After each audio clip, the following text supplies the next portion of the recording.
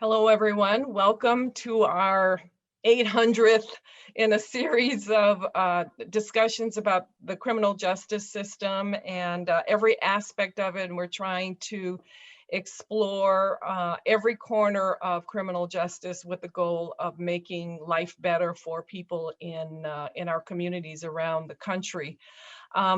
I'm Mary Texera. I teach in the Department of Sociology, and we always like to try to acknowledge where we are situated, our campus. And so I would like to read a land acknowledgement, CSUSB land acknowledgement. We recognize that California State University, San Bernardino sits on the territory and ancestral land of the San Manuel Band of Mission Indians. We recognize that every member of the California State University San Bernardino community has benefited and continues to benefit from the use and occupation of this land since the institution's founding in 1965. Consistent with our values of community and diversity, we have a responsibility to acknowledge and make visible the university's relationship to Native peoples.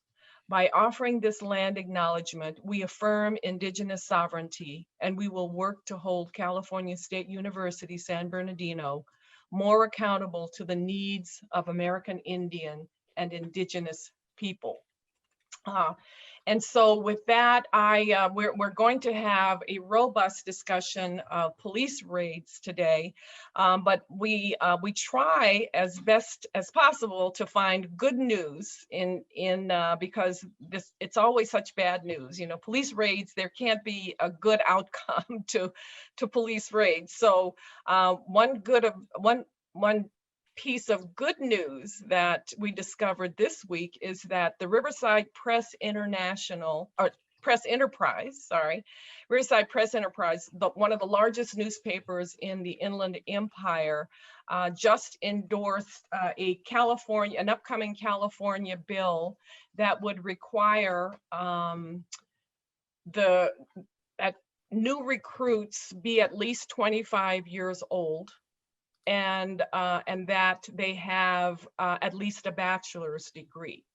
And this is not some willy-nilly, let's try it. This is based on solid research. In fact, it was the city of Riverside itself that found in a 2008 study that use of force is directly related to age of officer and level of education. So I think we're on a good path to changing some things within policing. And so with that, I want to hand the mic over to Hannah Cooper, who will begin our discussion today. Thank you, Hannah. Thank you so much. I'm delighted to be here and to be on this panel with people who I have so much respect for. And I'm very much looking forward to the discussion. I'm Hannah Cooper. I am on faculty at Emory University out in Georgia. And I'm at their public health school, the Rollins School of Public Health. My own work has to do with the social determinants of the health of people who use drugs. So how does the war on drugs shape who is vulnerable to an overdose, to hepatitis C, to HIV, to drug-related health problems? So I do a lot around policies and the health of people who use drugs with a harm reduction perspective. And that work on the war on drugs has led me to really focus on police-related violence. So I'm honored to be here with you guys today. I'm going to share my slides at the risk of feeling too formal. That just helps me to move through my presentation. And I'll try to keep this as quick as possible so that we can get to your questions and you can also hear from the others. So, you know, I'm going to be talking today about police-related violence as a public health issue, which may be relatively new for some of you. And in particular, I'll talk about the nature of police violence understood through the public health lens. And also I'll talk about what we're beginning to learn about its health impacts. I want to flag that Leslie Salas Hernandez will be coming after me, I believe, and she's going to be presenting a much richer and more detailed portrait of police violence and its health impacts. So I'll be kind of general. Before I begin, I need to raise up a couple of things. So Police violence is not something that just happens out there to other people. It's a form of state-sponsored terrorism that happens to people that we love. It may have happened to some of you. It may be something that you worry about every time you or someone that you leaves home. Someone that you love leaves home, sorry. And this form of violence, I think, can be deeply personal. For that reason, if you need to mute any of the panelists, I think I'll speak for all of us, or step away for any reason, please do what you need to take care of yourself, all right? I also need to report a conflict of interest. There we go. So I identify as non-Hispanic white, and I'm descended from people who enslaved other people, both in New York State and also in Virginia. And the painting that you see here is of a great-great-great-grandmother of mine in upstate New York. And in the back, you can see a man named Mr. Joseph Stewart. Mr. Stewart was one of many people that my family enslaved over centuries. And after this picture was painted, he freed himself. That heritage, along with present day manifestations of white supremacy, they've given me a wealth and a power that have been forcibly stolen from other people. And one of the implications of this is that try as I might to engage in anti-racist work, I still have a vested interest in maintaining white supremacy, right? I will have to relinquish wealth and power to end it, right? And so I caution you today to listen to me with some skepticism. Right? So ask yourself what I might be unable or unwilling to see or to understand. Think about how white supremacy and the ways that I benefit from it might limit or distort my perspective and my remarks. So just listen to me critically. All right. Now let's dive into public health perspectives on police-related violence. So the Surgeon General declared violence to be a public health issue in his 1979 Healthy People report. And the field of public health has been involved in surveying and intervening in violence, multiple forms of violence ever since. We've developed surveillance systems for child maltreatment and for civilian on civilian homicide. We have generated mountains of data on who is affected by different forms of interpersonal violence. And we've conducted countless studies about the immediate and chronic effects of child maltreatment, intimate partner violence, and community violence. We've also developed community level interventions to prevent and to intervene in these forms of suffering. Police brutality can be understood as a form of violence that also falls within the purview of public health, as so many other forms of violence do. And yet my field of public health has persistently neglected police violence as a public health issue, even as we have engaged deeply in the work of studying and preventing many other forms of violence. We don't have a formal surveillance system of police-related violence. We've only recently begun to study its health effects, and we've developed very few interventions to stop police violence. Now, to me, this neglect means that we, within my discipline, within my field, we're partially culpable for its perpetuation, right? We were charged by the federal government to stop violence overall, and we neglected this particular form, and I think we need to answer that. So let me turn next to what we do know about police-related violence as a public health issue. So we know from non-governmental sources that track police violence that over 1,000 people were killed by the police in 2019 alone. And that's about on par to prior years for which we have data. And I want to put these numbers in perspective for a moment. So about 1,500 people have been sentenced to death and executed in this country since 1976. These executions occur only after that individual has been tried and convicted by a jury, has been sentenced to death, and has typically filed and lost multiple appeals, usually across decades. And these executions are often preceded by international protests. When a police officer kills a civilian, in contrast, they have bypassed this entire system, serving as a judge, jury, and executioner of a potentially innocent civilian. Now, horrifying as these killings are, I also want to take a moment to widen out our lens here and recognize that the prevalence and health impacts of police violence extend far beyond killings to include multiple other forms of violence. And I'm going to try to expand our lens here by using some data that were generated by Jordan DeWilder out in New York in one of his studies. He asked people living in 4 cities, I think it was New York, Baltimore, Philadelphia, and DC, about their experiences with police violence. Now, his measure was pulled from a study that I'd done in the Bronx. And in that study, people living in one of the communities in the Bronx talked about their experiences with police violence. And those stories actually mapped onto the World Health Organization's definitions of different kinds of violence. And let me describe each of those 4 kinds of violence in the context of the police. So the 4 types of violence are neglectful police violence, physical police violence, psychological police violence, and sexual police violence. So neglectful police violence occurs when the police do not respond at all to a call for help, they respond too late to be of assistance, or they respond inappropriately. Physical police violence happens when the police use any kind of physical force with an individual, including hitting, punching, kicking, dragging, or beating them. Psychological police violence is when police use non-physical aggression with an individual. That can include curses, slurs regarding their race, ethnicity, sexual orientation, their gender. We also define it as including relentless stop and frisks within a neighborhood, right? That to us is a form of psychological police violence. The final form of violence is sexual police violence. And in that, police force sexual contact with an individual. This can include searching people's genitals in the street.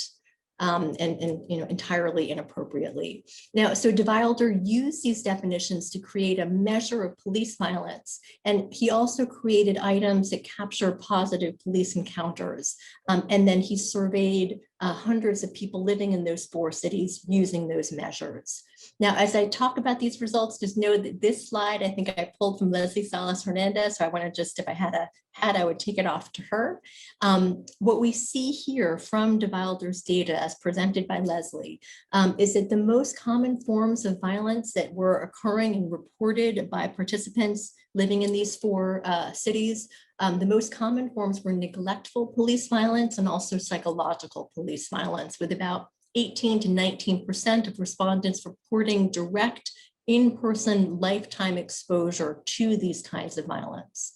About 6% of the participants in this study reported experiencing physical police violence without a weapon. Another 3% reported experiencing physical police violence with a weapon. Another 3% reported experiencing sexual violence at the hands of the police in their lifetimes.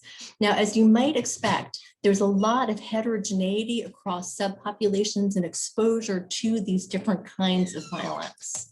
And that's what we see in the next few slides here. When we look at gender, we see that people who are trans experience more violence than any other group, followed by men. Trans people are also less likely to report any positive experiences with the police in their lifetimes. Shifting to age, people who are 25 to 44 report more experiences with violence than any other age group by and large, but they also experience more positive encounters. Here you can see that non-Hispanic white people experience the very lowest rates of all forms of police violence, as do straight people. And there are a few differences by income. So just a few conclusions from this work. While death is relatively rare, though it's catastrophic, other forms of police violence are relatively common. There's also considerable heterogeneity within populations and experiences of police violence, with the structurally marginalized populations reporting the most violence. And in fact, this state-sponsored violence or the state-sponsored terrorism can be viewed as a significant marginalizing process in and of itself.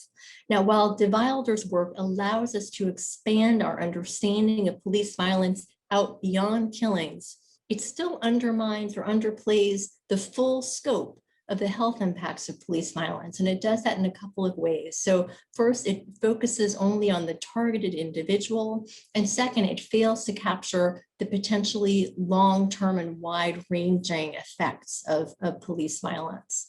And so let me just touch on a couple of studies that have helped us to expand our understanding of the ramifications of police violence beyond the targeted individual and also to other health outcomes.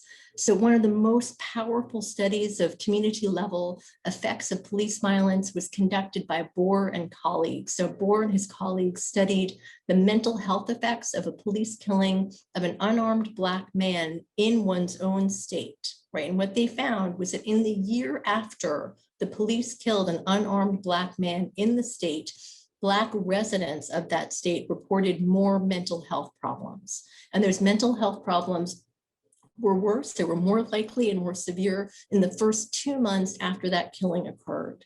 Now, very few of those affected people would have personally known the victim, right?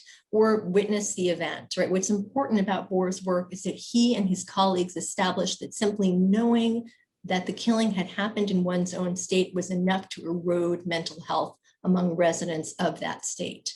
Now, I think it's also really important to note that Bohr's findings were limited to Black people. So Bohr and colleagues also looked at the relationship of having an unarmed Black man killed in your state on the mental health of white people. And they found no association, right? And to me, I think this is an indication of how white supremacy damages white people's capacity to empathize and to live fully in our world. Ollie Sewell at Emory has done some very important work on the ramifications of police violence for a range of physical health outcomes. So again, taking us beyond that individual person's experience with violence to think about the community and broader mental and kind of physical health effects. So in their analysis of New York City Department of Health surveillance data, Dr. Sewell found that New Yorkers who lived in neighborhoods with high rates of stop and frisk, which is, you remember, we classify in public health as a form of psychological violence. So they found that New Yorkers who live in neighborhoods with high rates of stop and frisk have higher rates of multiple adverse physical health outcomes, including poorer assessments of their general health, a higher odds of being diagnosed with diabetes and high blood pressure. They were also more likely to report having an asthma episode recently and having a body mass index that was overweight or obese. And as you might guess, the neighborhoods in New York City that had higher stop and frisk rates were predominantly Black or Latina, right, or Latinx. So there are ripple effects of police violence that reverberate across communities and also affect multiple dimensions of health. So that was a whirlwind tour of what we've learned about police brutality as a public health issue, kind of writ broadly. I'm going to turn the panel over now to Leslie Salas Hernandez, who's going to help us get, I think, a richer portrait of the impacts of police violence on public health.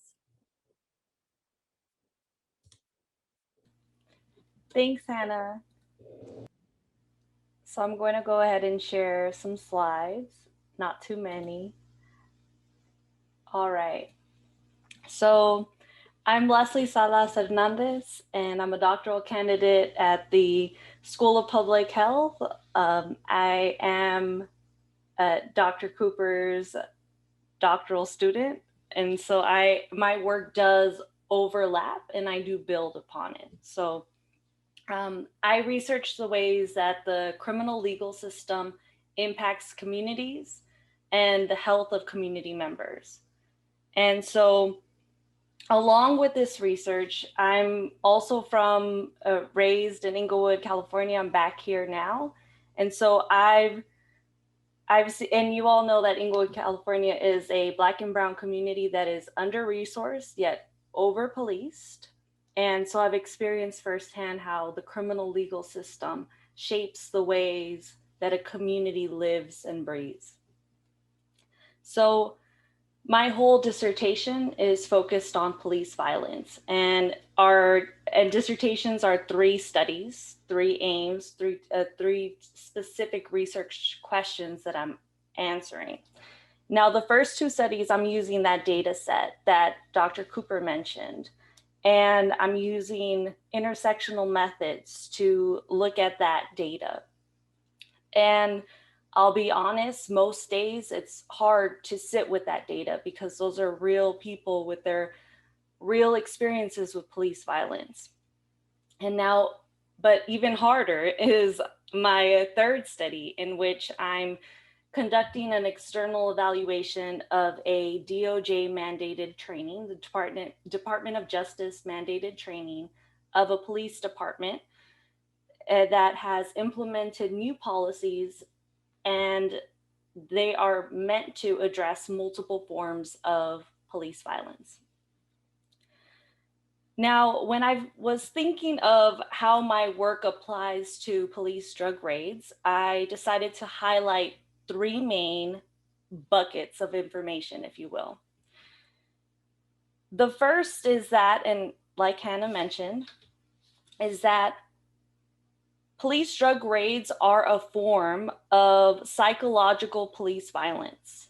And if it goes badly, like many do, if someone is beaten by the police or even killed, that is a form of physical police violence.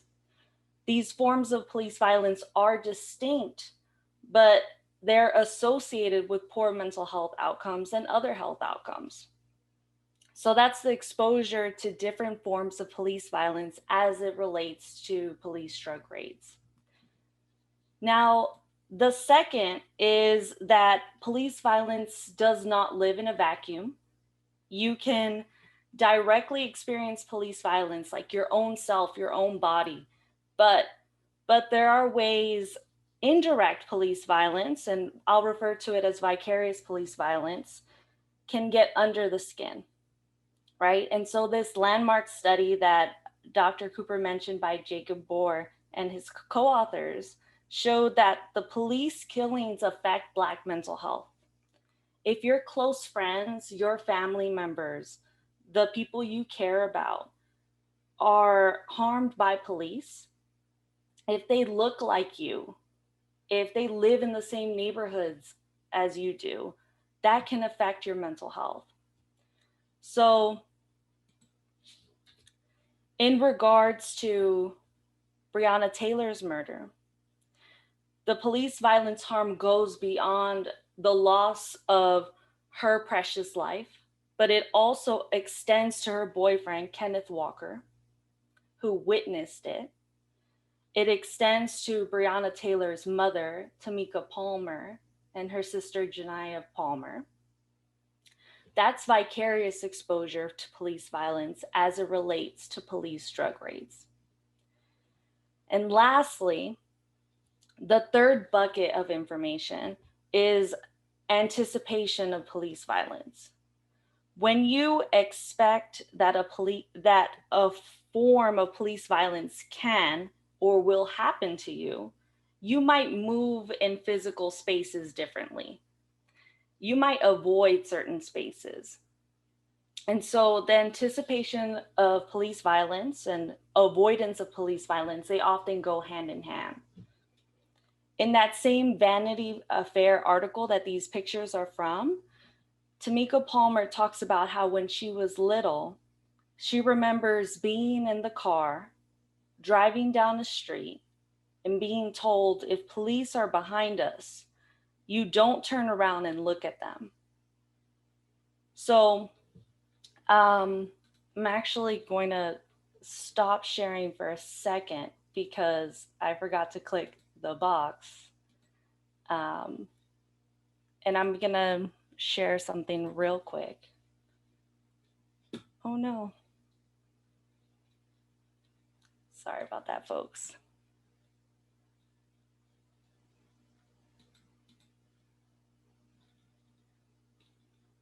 Can you, oh, you know what?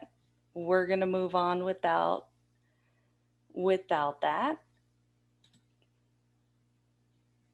Okay. Sorry, technical difficulties. So it's a small clip, 10 seconds of a 10-year-old child named Elia in Connecticut, and you can look it up. It happened about a year ago, and he's playing basketball in his driveway. And when he sees in the corner of his eye a cop car coming, and he picks up his basketball and he hides behind the car in his driveway. and he waits until that cop car is down the street, grabs a basketball, continues to play. And his dad was watching him because he was at work, and he had the, you can see the cameras technology nowadays. Clearly, I don't know how to use it. And he says, "Elia, why did you hide from the police?" And 10-year-old Elia says, "Because they killed George Floyd." So that's anticipation of police violence and avoidance of police violence. Thank you for your attention, and I look forward to the rest of the panel. Oh, and next up we have Dr. Kraska. Hey, good to see y'all. I can see a few of you. I'd like to see the other 77, but technology doesn't work that way. I'm really honored to be here, and let's get right into it. First of all, I've been studying police drug raids and more broadly the phenomenon of police militarization for about 30 years now. And most recently, I worked on the Breonna Taylor case. I'm also working as an expert witness on the Kenny Walker case. I do a lot of volunteer work with Campaign Zero, trying to impact legislation around the country dealing with no-knock drug raids. And I'm still trying to fit in some writing and research every once and again as well. I think it's important just to clearly delineate exactly what is a drug raid. In other words, what are we talking about? It's something that the police didn't really do that much of, believe it or not, up until about the 1980s and 1990s. It really wasn't until the Reagan drug war, the late 1980s, and the Bush and Clinton drug wars that this stuff really took off. And a lot of it came about because of the advent and the growth and normalization of SWAT teams. Before that, the police were pretty reluctant, whether it was for constitutional, moral, practical, whatever reasons, they were pretty reluctant to go inside people's homes and confiscate goods and look for things and doing those kinds of things, because it was just so dangerous. And I think it was just offended people's sensibilities for what police ought to be doing. And then in the late 1980s, because we were indeed waging a war on drugs, we had military special operations groups like the Navy SEALs directly training local police departments. And those local police departments started to think and act more like military soldiers. And at one point they said, you know what, why not use verbatim the Navy SEALs hostage rescue approach in going after drugs. And so literally when you see on TV a tactical team doing an entry into somebody's home, they're following Navy SEAL protocols. Now, of course, it has different rules of engagement. They're not allowed to pull back and set up mortars and blow the place up, but they certainly go into the place with a tremendous amount of force and potential violence. Now, that may be justifiable in some people's mind if they were going in for a suspected rapist, maybe a murderer. But most of these raids, according to my research, about 90% of them are for low-level drug infractions. In other words, you have tactical teams setting up, breaking down people's doors, raiding their homes in the middle of the night, killing dogs, grabbing kids out of bed, throwing them on the ground, handcuffing the entire family, all at gunpoint with full tactically armed officers for the purpose of searching for the possibility that one of the 18-year-old kids in the family might be dealing in drugs. The extent of the disproportionality of harm and risk done to people, and by the way, risk for the officers, compared to the potential benefit gained, is not even close. And there are plenty of people in the policing community, by the way, that feel the same way, that this is an affront to civil liberties. This is not something that should be taking place. And even in the policing community, there's a pretty good split about whether this should be taking place, but it still is. It's normalized, it's ubiquitous. We have, by my count, at least 60,000 of these raids done on people's private residences a year. I suspect it's a lot more than that, but that's my most conservative figure. And it's something that predominantly, as you can imagine, happens in communities of color. It is prosecuted against predominantly people of color. You might say, well, what does predominantly mean? Well, there aren't, unfortunately, nationwide statistics on this, so we only have regional numbers. But every time an investigative journalist or a criminologist actually pulls the local statistics, it comes up with pretty similar numbers. Anywhere from 65% to 95% of no-knock drug raids carried out for reasons of low-level drug infractions are done against people of color. 65 to 95%. In Louisville, where Breonna Taylor was killed, it's about 85%. What's really important to remember, though, is that what precedes the drug raid is bad enough in and of itself, but remember that what precedes the drug raid is an intense, very aggressive, proactive form of policing out in the streets. In other words, the police don't have anyone's home in mind to raid until they shake down somebody in the streets, until they drive around in what's called saturation patrol or tactical patrol, jump out, groups of 6 officers, grab people, do quick searches of them, pull them off to the corner and say, we're going to put you in jail for a week, if not 5 years, if you don't tell us right now what house to raid.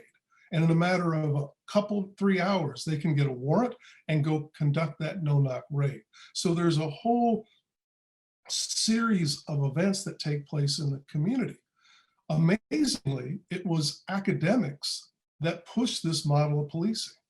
It was the same academics that I have to work with that pushed this community policing, broken windows, very aggressive CompStat model type of policing, and they pushed this garbage for 35 years.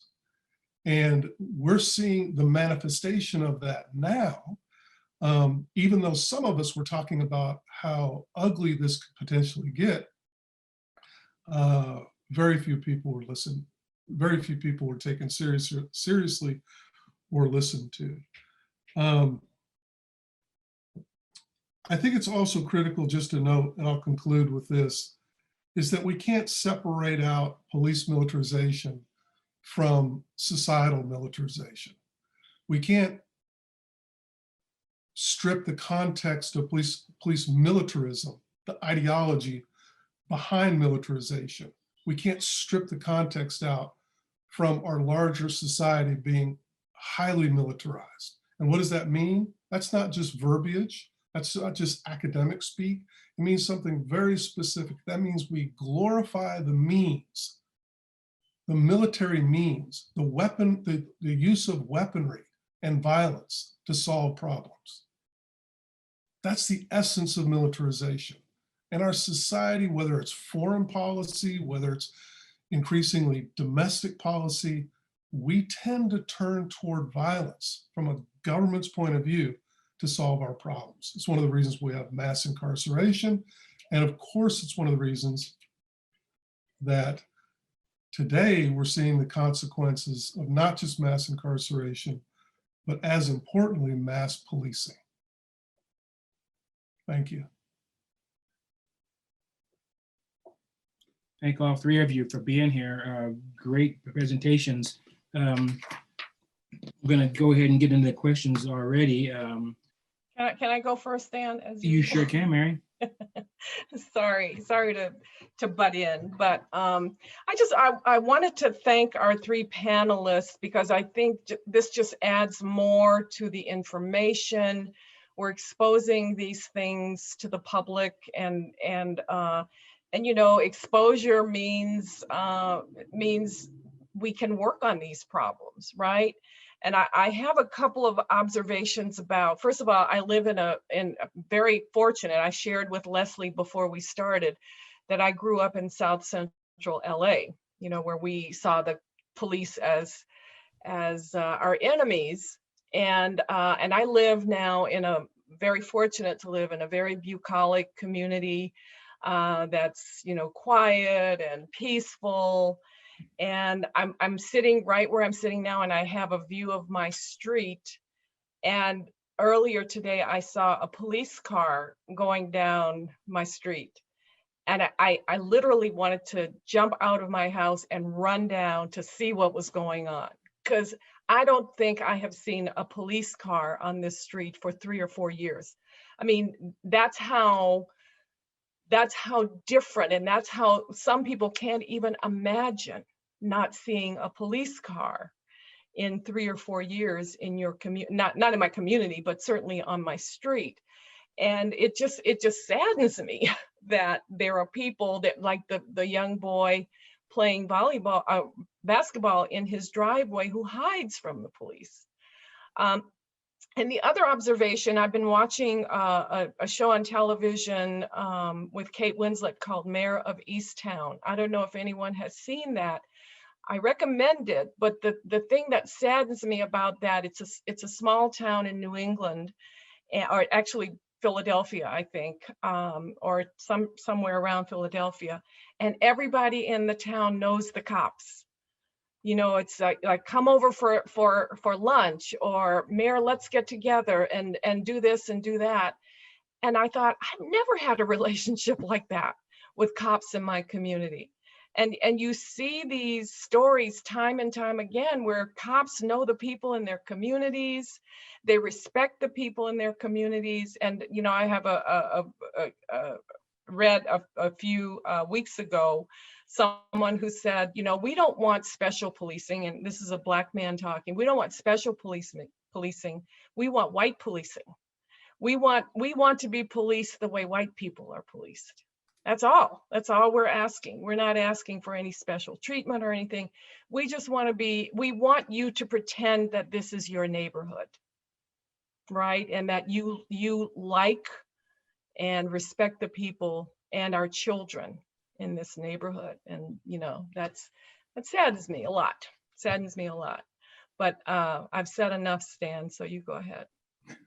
Give me the white boy deal. Yeah, I'll take the white policing. I'll take the white boy deal.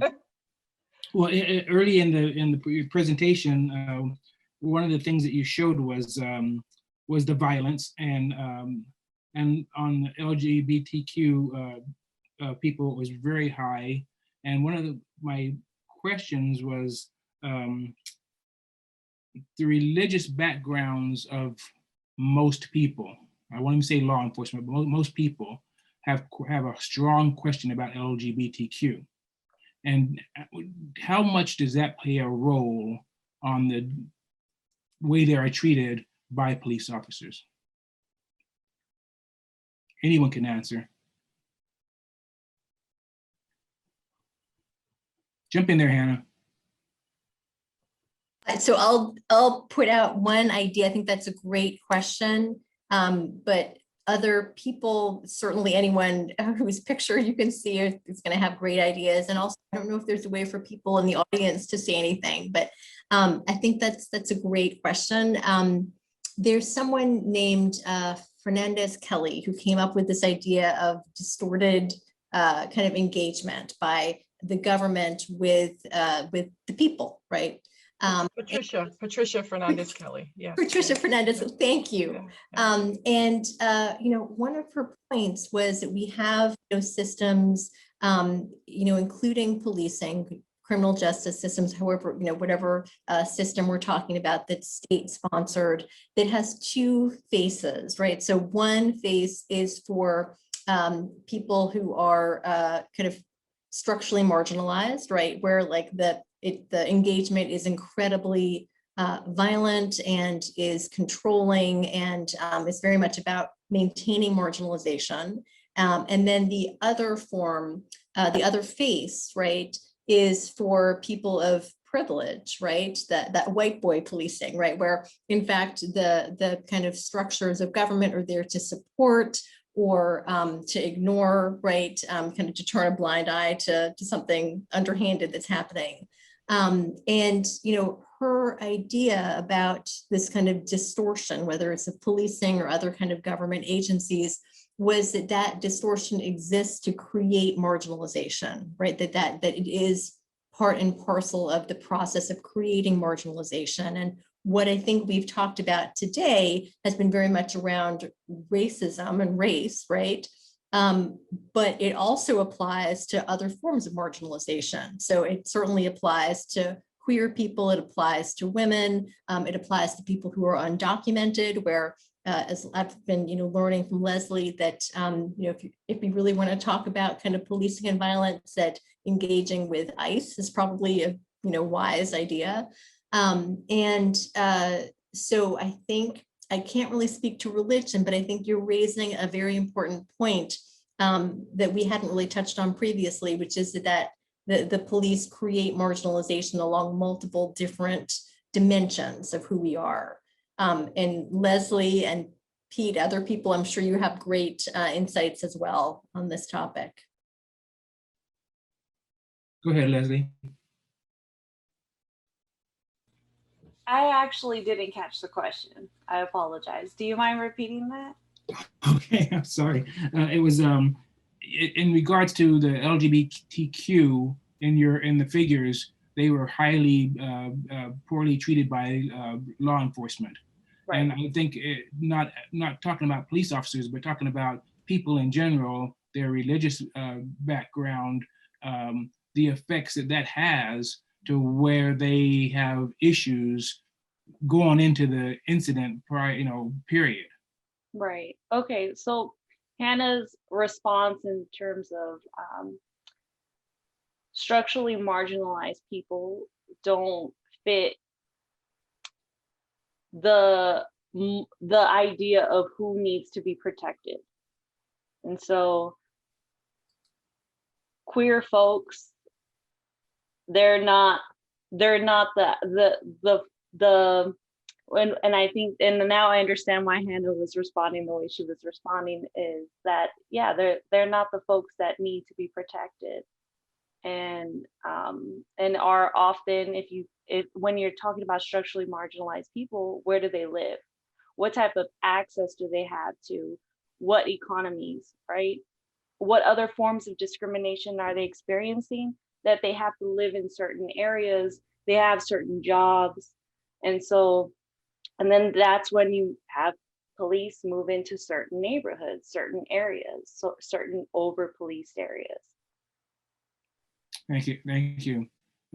Dr. Kraska, we've had a lot of people on over the last year, and one of the questions, and you're talking about the paramilitary, or they call it paramilitary, but it is military, but the paramilitary style of policing. And so we've had this question asked many times. And so the question is more policing, more violence, less policing, less violence? What's the answer? Well, I think the evidence is in at this point that our police institution has become so pervasive and so powerful in our society, and has, whether they've wanted this or not, there's some debate as to whether the police have embraced all of these roles that they normally wouldn't do, or they've been pushed into it. It's sort of irrelevant at this point. That I don't think there should be any equivocation about the fact that the police need to be retracted from all sorts of things. And again, it's really important to note that this isn't being hard on the police themselves. I would say probably half the policing community, at least half of the policing community, really don't want to be in schools. They don't want to be the drug cops and the security cops inside the school system. They don't want to be the ones handling mental health crises and the homeless problem. And there's so many things that and again, there's another half that are highly regressive that will take on anything and will handle it in a violent way.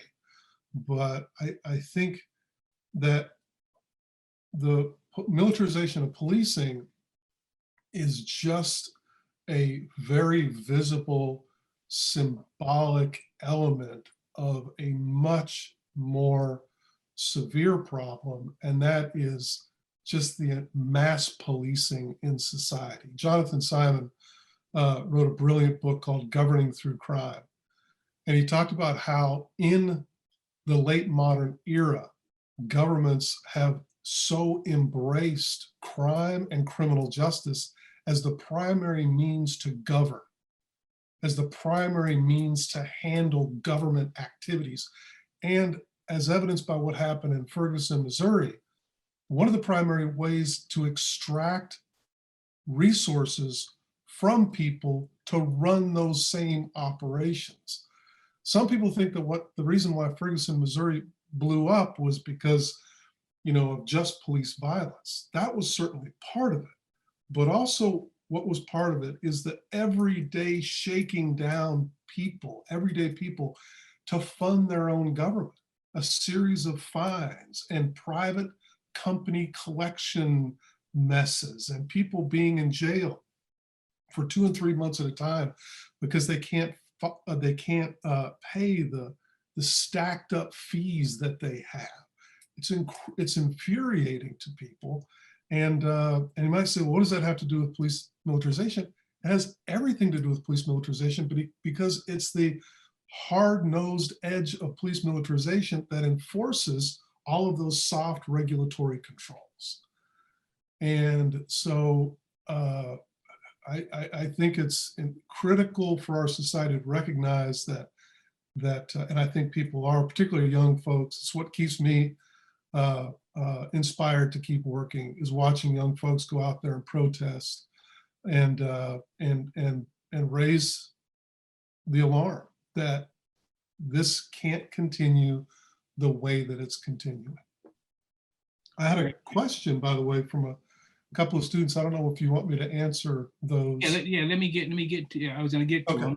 them. The one that I wanted to ask is, to what degree are states and federal lawmakers and AGs responsible for maintaining the present drug laws and polarization of their enforcement? I'm sorry, patriotisation of their enforcement.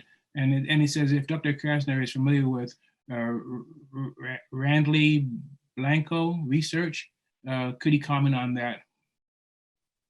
Yeah, sure, I'll make it quick. It's really exciting how lawmakers are embracing the role of change agent right now.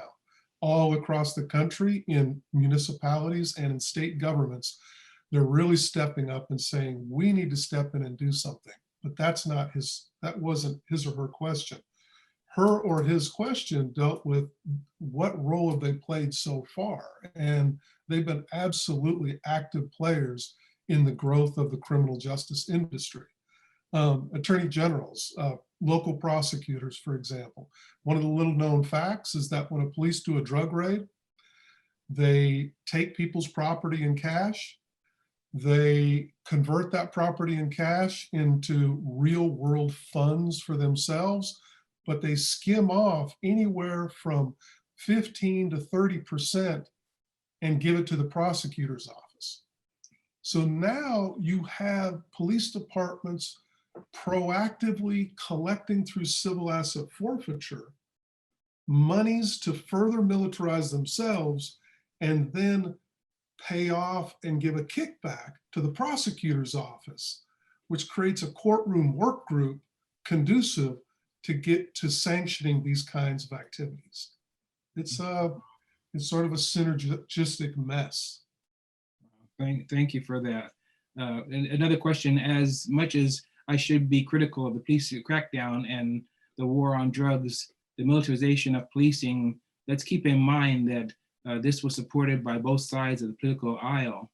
The 1986 Anti-Drug Abuse Act signed by Reagan that set the war on drugs on fire was a Democratic version of number 2, the public and largely supported crackdown for decades due to the moral panic created in the 80s, though in a sense long existed. On that issue, I think it's the Clinton 3 strikes you're out too. It was part of that whole thing. Can you touch on that a little bit? Yeah, Somebody else, please. I'm tired of hearing myself talk. I can add something. I mean, that idea of the super predator and creating this moral panic, that was created, and it has ballooned. It has expanded the role of policing to what we see it as today, but that's not how it always has been. And so, I mean, I keep this little handy laminated little pocket sheet about, is it a reformist reform or is it an abolitionist step in policing? And so does this expand the reach of the police? Are we talking about more training? Are we talking about body cameras? That it continues to expand the role of police, and that is the problem today. And you know what, I wanted to go back to a point that Dr. Kraska made when somebody, the question I think was asked is like, less policing, less violence, I think. And so I wanted to say that eliminating poverty decreases violence. So increasing access to resources decreases violence. And so, I mean, what folks are talking about when they're talking about abolitionism, saying like, oh, let's pull out the police and go. They're saying, hey, we don't want that form of policing that's harmful. And we want the resources that these privileged folks have: mental health access, good education, healthcare. Like those aren't like strange ideas. And so health for all. I guess I'm on my public health platform, but I am done. I just want to tell a little story. One of the topics that was brought up was no-knock raids and drug raids. And it's really interesting because my nephew was involved in an incident where there was a gun involved. And you talk about all the work that goes prior to the no-knock. And so on my nephew's issue, part of the pre-no-knock was surveillance. They watched the house, and every morning at 8:30 or 7:30, his mother took him to school. And you know, no-knock raids can be issued for sunrise to sunset. But what they did, they waited. They didn't go at 7 o'clock. They went at 7:35. Once his mother turned the corner, and they broke into the house. And they searched the entire house, going through everything, looking for the gun. And so one of the issues, or one of my questions is part of this out of control drug enforcement and drug no-knock situations is there's also no rules. The rules are made up as they go. And so for them to wait till he leaves the house, in other words, this is the kid that they're looking for, this is the kid that they think had the gun, and yet they didn't want the kid, they wanted the gun more than the kid, then they'd come back and get the kid later. So the rules were just, there are no rules in no-knocks. And that's why, to be honest, it was there were no rules. They're going after her boyfriend who's not even living there.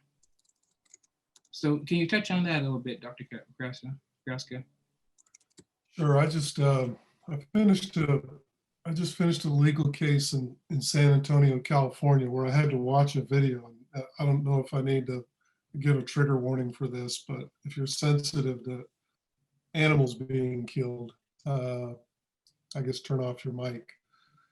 I had to watch this video, I don't know, probably 60 different times to figure out what was happening.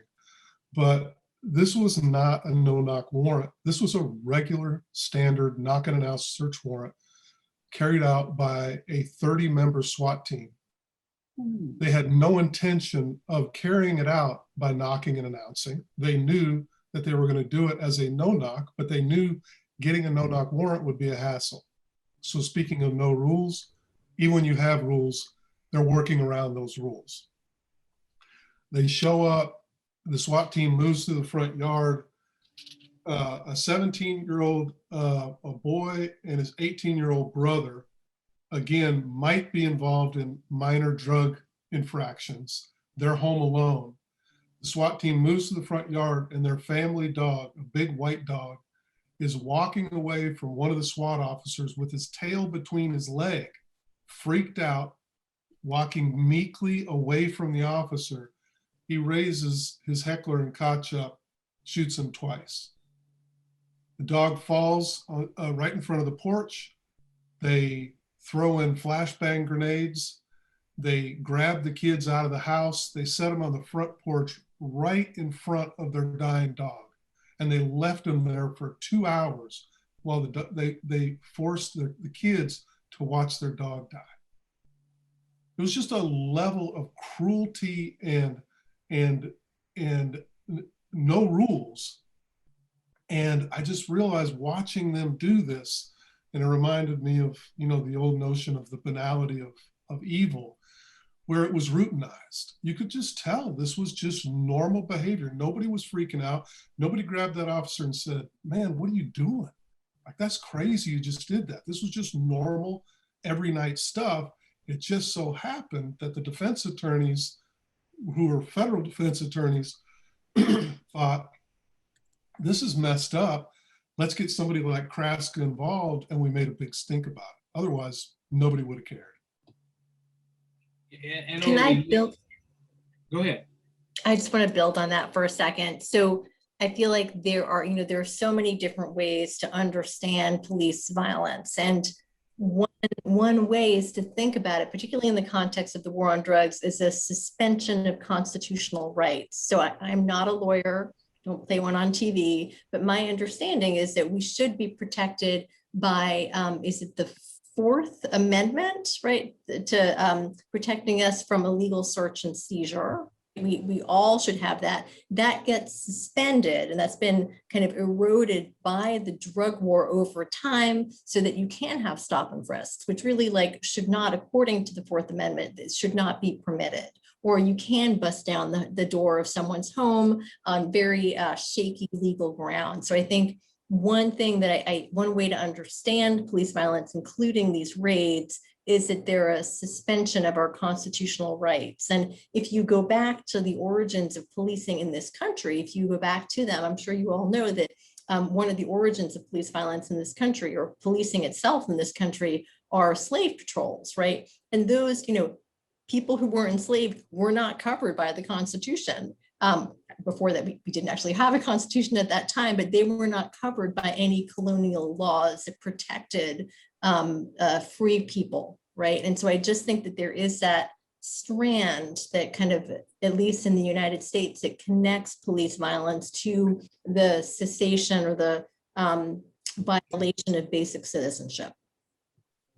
And I can also add that for no-knock entries to even occur, you have to rationalize it. And usually those reasons are threat of violence or harm to the police, the probability of harm to the occupants, escape of the person to be arrested, and destruction of evidence. Now, and Dr. Kraska, I've read your work. Thank you for the work that you do. And you have referenced the ACLU 2014 report. And so I was looking at that the other day, and I saw this line in there that I had a lot of feelings about. It said, more often than not, We found that the SWAT records contain no information to explain why the officers believed a particular scenario was high risk. So like that section of the report's just blank. Yeah, I mean, and with the Breonna Taylor killing, that would have never made it to any level of scrutiny if it weren't for Kenny Walker coming forward, getting an attorney and saying, my girlfriend was killed right in front of me and nobody cares. I mean, this was all being completely covered up and pushed under the rug. And it was really only his action and then his attorney's actions. So how often do these kinds of things happen? How often are those types of procedures and rules circumvented? In my experience, it's just routine. It's one of the real difficult things of trying to rein it in now, to get people to understand that we can say no, we could legislate tomorrow, no more no-knock raids. And I've said this 190 times to all kinds of people in the last few months. It won't solve anything if we don't get at police using regular search warrants in a no-knock fashion, because it's just become routine. And Hannah, you're right, part of the reason this has happened is the Supreme Court has allowed it to happen. Our constitutional rights at this point, and this is part of the whole legitimacy crisis of the rule of law, is people are saying, well, aren't all these things in place? Can't people be held accountable? We've got these things that you're not supposed to do. And then they look at it carefully and they say, no, for the last 40 years, under the auspices of the war on crime and the war on drugs, our constitutional rights have been eroded significantly. Then you say, well, where do you go to? You know, do you go to the appellate court judge, the Supreme Court? And I think that's why a lot of young folks are just saying, to hell with it all, abolish it. Abolish the police, abolish prisons. You know, the problem with abolishing police is if you abolish the police, you kind of have to abolish the rule of law. I mean, they kind of go hand in hand. It's pretty difficult to just get rid of police. Now, I know abolishing police means a lot more than just getting rid of them, but it gets very complicated. What do you do about this? Solutions are tough. I mean, if you just think about all the reforms that we've had for police, those have had such unimagined, unintended consequences that I've been reflecting on for, I mean, quite some time. COVID's been long. There's only so many books in this office. But yeah. But most of our politicians run on public safety. Yep. They run on that platform. I'm gonna make it safer for you. And who are they talking about? Who is you? Because they're making it worse for the minority neighborhoods, the poor neighborhoods, and yet they run on that platform, and people vote for them on that platform.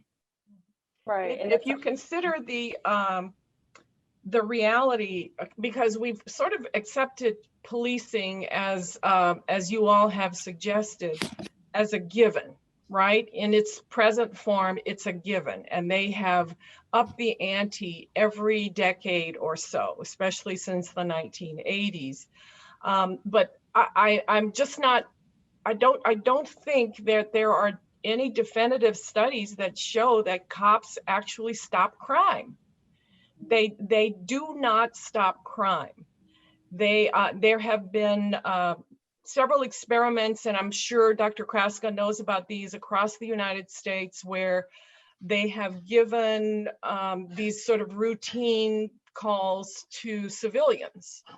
And they have taken away a lot of the power of the police, and there has been no significant increase in violence, right? But to this day, Rudy Giuliani insists that broken windows and stop and frisk cleaned up New York.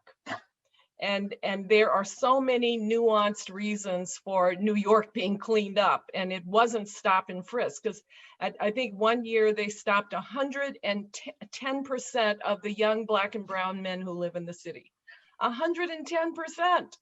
And imagine, speaking to Dr. Cooper's research, imagine the psychological consequences of going out of your house and not knowing that you're, whether you're going to get stopped or not. I mean, that is it's pretty amazing. It's pretty amazing. And I think I want to go back to something that Dr. Kraska suggested, and that is, sorry, there go the dogs. I'm so sorry. Lost my train of thought. That police officers, I have it written down here. That they don't like it either. That 50% of cops don't like the idea of what's going on in this country. And we saw a few weeks ago, police officers, for the first time that in my memory, testifying against one of their officers, Derek Chauvin. So so sorry. I'm just wondering what your thoughts are on that, Peter, and I'll, sorry. Sure. When I say that 50% of them don't want some of these things to take place, I think it's really important to remember we have 18,000 different police departments. 6,000 of them are of small to medium to large size. The rest of them are super tiny. But imagine trying to impact 6,000 different police departments in any coherent way. They all get to do their own things. Literally, if they want to form a SWAT team, they send 2 officers off to a for-profit training camp with a bunch of ex-Navy SEALs, and they hang out for a week. They come back as SWAT experts, and now their police department is fully tactical. And, so it's kind of this wild world that's very hard to impact. But unfortunately, so what you end up having then are simultaneously, we have progress and regress. We have regression and progression. And I know it's hard to think that there is progression, but I've worked with plenty of police departments, and the people that work intensely in policing can tell you there's been a lot of progression in a lot of police departments to do things differently and to think differently. But my goodness, there's been, I think, more regression simultaneously. And it's amazing. One of the students asked, and I closed it up, but well, how did something like community policing contribute to police militarization? Isn't community policing the antithesis of police militarization? And I would say, ideologically, maybe. But what police reformers, academics included, didn't take into account is the ways in which the regressive elements in policing would take something like community policing, which in some forms is a beautiful model, and contort it into something that's violent, aggressive, and targets predominantly people of color. And that's exactly what's happened. Right now, Joe Biden is asking for more community policing. We've had lots of community policing. We've had lots of federal programs, and it just keeps devolving into things, like Leslie said, unanticipated things sometimes, but into ugly things that we could not have imagined. And it's time for people to wake up and realize that the police need intense oversight, accountability, and retraction in lots and lots of areas. It's the only thing that I can imagine that's going to make a whole lot of difference. I wanted to I'm sorry, please. Sorry. Go ahead, Hannah. I was gonna, there've been a couple of things that I wanted to kind of weave together. So to the extent that police violence is driven by the war on drugs, I think one change that we're seeing is, state legislatures, also municipal councils, actually rolling back some of the war on drugs, some of the laws that different, the use of different drugs or some of the sanctions. And I think that's really important. I will say what's really painful is that this is happening because the perceived face of people who use drugs is becoming white, right? So that's an incredibly embittering and difficult reality. I think that we are nonetheless seeing some rollbacks of the war on drugs at the legislative level. And I appreciate that. And I hope that it can be sustained. We may have, we do see different municipalities, some of those 18,000 police departments are actually being altered by municipalities and by states in favor of either in favor of some kind of retraction, whether it's abolition or defunding.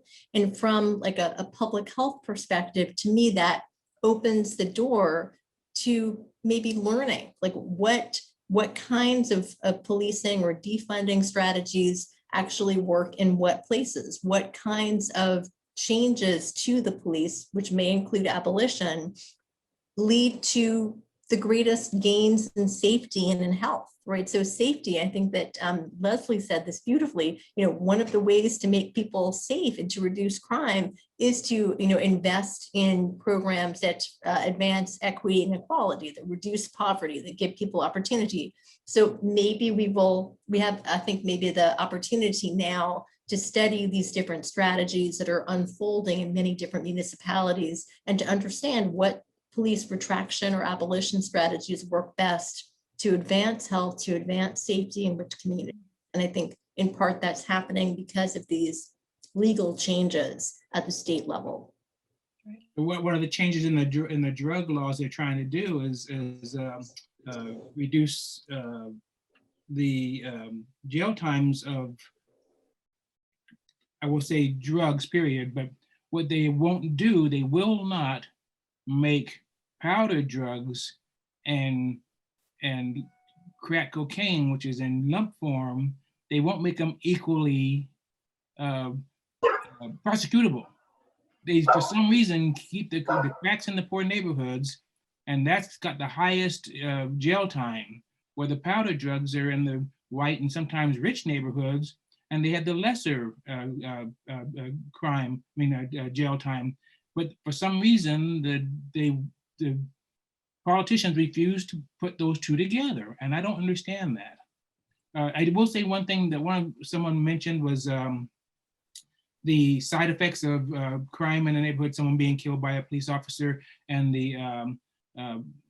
one of the side effects is high blood pressure. And I will say this: everybody knows in the Black neighborhood, one of the big problems is high blood pressure. And that is definitely a side effect from what's going on with the drug issue. With law enforcement putting little kid hiding behind a car. You think he's gonna have high blood pressure when he grows up? Of course he will. There's a question for Leslie. It says Leslie's bio describes her dissertation research following police training. Could she share any insight so far? Yeah. So it's a mixed methods evaluation. And so the first part was a survey that was administered to the police officers. And the second part are qualitative interviews. I'm in the process of that. But from the survey and the open-ended items, there does seem to be a split in terms of there were police officers saying, yeah, having clear policies makes our job easier. But then there's comments and feedback like, we're told to address quality of life offenses, right? So that's folks that are, houseless. If someone that's houseless has nowhere to go, and now that's considered loitering, what do you do, right? And so that's the, I know you this panel series has had incredible speakers. When I got the email, I was like looking at the videos and I'm like, dang. So The End of Policing by Alex Vitale is an incredible read. I found it like easily digestible for myself, because sometimes I get overwhelmed with all these like super technical terms. It's accessible, so I would read that if you're interested. But yeah, I mean, it talks about in that about how police officers are expected to address our social problems, right? You know, we had deinstitutionalization for mental health centers. So there, but the funding that was supposed to happen for these community mental health centers did not come in like it was supposed to. So now you have houseless people with nowhere to go. You have people that have mental health issues with nowhere to go. They're considered loitering. So what are you supposed to do? So there are limits to what police can do, and they're expected to address social problems. And so that's where I'll plug in my discipline. I mean, we can do some stuff about that, but y'all have to fund us. So one of the responses to that is involve mental health. In other words, if it's a mental health issue and the police officer gets on scene and there's a mental health issue, call mental health. Don't deal with the person on a PC level. It's not a PC issue. It's a mental health issue. Right. And so and that's part of the defunding that people are asking for. They're saying take some of that money and put it into mental health and let mental health help you. Let them help you. And one of the things we've learned in this series is there's been so many studies, and they're documented and they're on paper. And I'm sure Dr. Kraska has also put his information on paper and documented, but for some reason, it's not getting to those people who can make the change. And so we have all this documentation on how it's not working, but no one wants to read it. No one that makes the laws want to read it. I would just put out one idea, and I think that policing is doing what it's supposed to do, right? And policing is not at its base. I would say policing is designed to support white supremacy, right?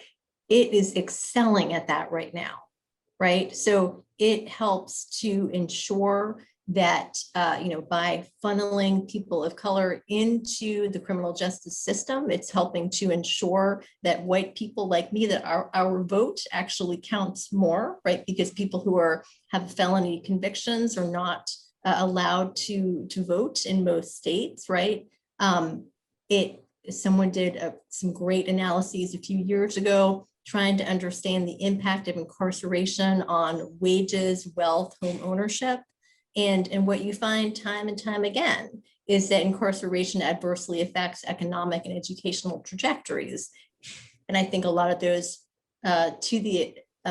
some of that wealth gets transferred to white people and to maybe people who are not structurally marginalized. And so I think that policing is doing what it's supposed to do. It's just that it's not really designed for safety. It's designed for stratification. So I think that's why you can produce a lot of studies about the adverse effects of policing in terms of health and safety, and it falls on deaf ears because at the end of the day, it's working for social stratification. And here's a question that just came up, and it goes to what you just got to say, and it says, what if the mental patient is waving a gun? Who do you call? Well, of course, that's a police issue, and that's understandable. So to answer the person's question, it's a police issue at that point. We're not talking about most mental patients don't have weapons anyway.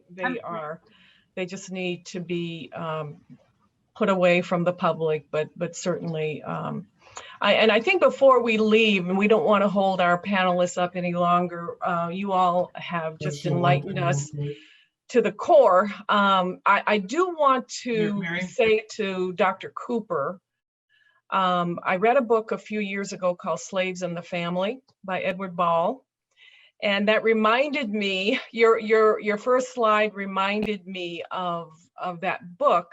And I have to say that I'm reluctant to congratulate you for doing something like that everybody should do, but for you to identify and recognize your part or your place on the white supremacy spectrum, I think I have to commend you, because I've never seen that before, and I wish more of us did that.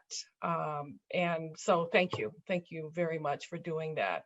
And if we don't have any more questions Dr. Kraska or had something, Mary. final comments, I'm sorry, Stan? Dr. Kraska had something. Okay, please, go ahead. Yeah, I'm going to try to share my screen.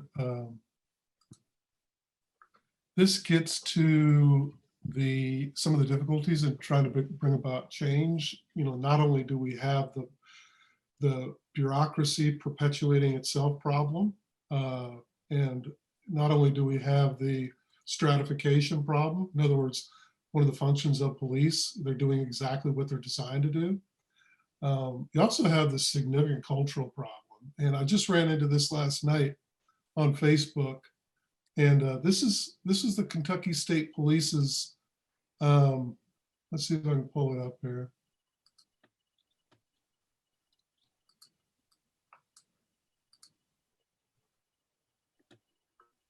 Can you see it? Just a dark screen right now. Oh, there it is. Okay. Okay, there we go. Can you see it? So this was on Kentucky State Police's main website. And as you can see, their color as uniform officers is gray. Their gender, and just take a look at the imagery, is trooper. Now, there's some different ways to interpret this, some of them more gracious than others, but this is kind of mindset that you have in policing. I mean, this is either incredibly tone deaf or it's really regressively ugly, one or the other. And they were proud to present this as a sort of apex feature of their culture. And that should send chills up people's spines, because this is what we're up against when we try to do something about it. And we just have to remember the police lobby is incredibly powerful at this point. This is one of the reasons why defund just doesn't have much of a chance. And as soon as you phrase it as defund, I think you can say, let's get you out of doing this.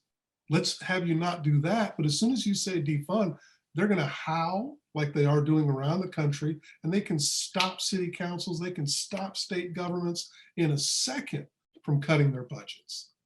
And the media, throws out an anecdote here and there where some city council amazingly pulls it off a little bit, but that's not going to be the norm. So this is the kind of thing we're up against, and it has to be reckoned with in an honest and in a sober manner. So are you more or less hopeful after George Floyd? Are you more or less hopeful in the last year from all of you? As y'all know, whenever you're engaged in critical research and thinking about things deeply, there's no way any of us do this unless we're hopeful. And so I always retain a sense of hope. I also really strongly believe that maybe we will see retraction, maybe we will see defunding and those things. But in the meantime, it's really important to try to empower, support, and facilitate the amelioration of suffering in hard-hit communities. And that requires hard policy work on the ground level, activist work. That stuff has to still take place while we're waiting for other good things to happen. And I hope, when young people are thinking about getting into this line of work, just realize it's going to be tough, and there's going to be a lot more losses than wins. Leslie? you know, You're a newbie at this. You're a newbie. I So, but you know what? I grew up thinking that how the police engaged in our community was normal, and that's how it always would be. And so when I started doing this work, I was looking for potential reforms, right? You know, I worked in parental incarceration for a while. I said, you know what if we released moms earlier and they had an ankle bracelet, right? That's where I was at for a long time. And I hold that version of myself with gentleness, because that was the limit of my imagination. And what abolitionists had, and there are so many works, right? So much of it is expanding your imagination. And that's hard work when that's all that, this is the world that you think we can live in. And so it really did take the uprisings for me to say, wait, I can believe in another future. And this is possible. I wasn't there. And so I am hopeful, a lot more than I was before. But I do want to acknowledge the people that I used to kind of dismiss as being like a little too optimistic, because they're in the streets.